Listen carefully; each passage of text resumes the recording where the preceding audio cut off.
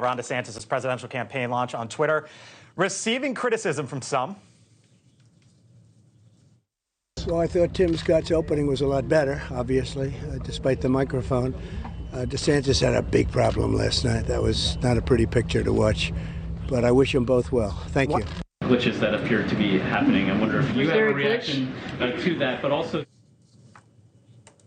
Is that a glitch? The White House having some fun with it, too. DeSantis is kicking off his campaign tour next week with the Our Great American Comeback Tour. He will start in Iowa on Tuesday, as I mentioned, where Trump has a 42-point lead in the latest poll. That's according to an Emerson College poll. In a hypothetical matchup, this is specific to Iowa, by the way, in the caucus there.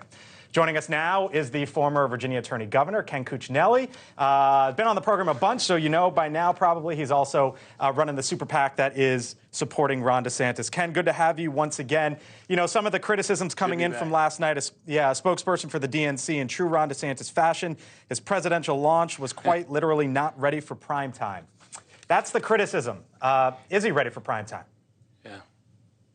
Oh, he's absolutely ready for prime time. He's accomplished more in this 4.5 years in the third largest state as a chief executive than any other chief executive, president or governor, in any similar time for decades. Part of the appeal of Ron DeSantis is the amazing set of accomplishments without backing down on his conservative principles across the board. Second Amendment, life, the woke mob, as you would call it, whether that's higher education, K through 12, corporations, and Republican voters want someone who'll fight for them on those things. President Trump is with Disney. He's with Anheuser-Busch. He's on the wrong side of these things, and voters are responding to that. That's becoming a louder. Are they responding though? When you look at the polls and you see the difference in the polls. Yeah, but we're knocking doors.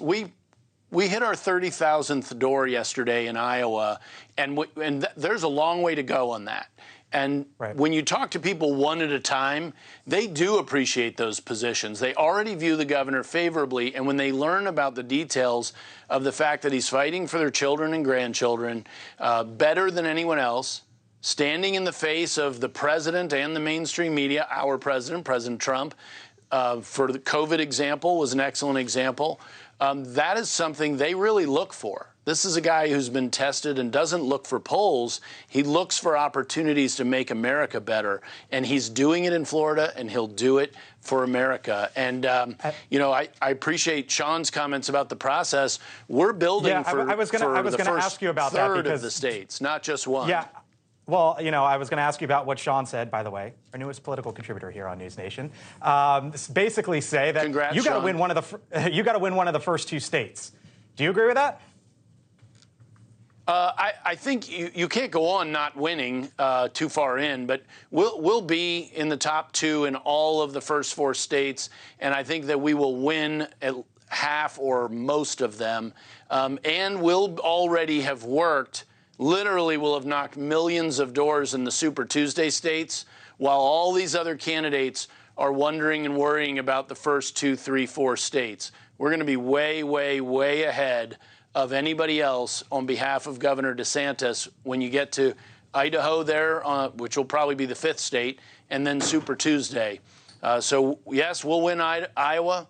We're also going to win New Hampshire, and we're going to keep winning from that point right through the nomination, and Joe Biden won't even debate Ron DeSantis when it's all said and done. He won't even get up on the stage with him. That's my prediction today. Ken, thanks for your kind words. So it sounds like you're agreeing that he's got to, you just said he has to win Iowa, or you're going to win Iowa and you're going to win New Hampshire. Of the four, would you admit that if you don't win at least one of the four, that's not a good omen going into Super Tuesday?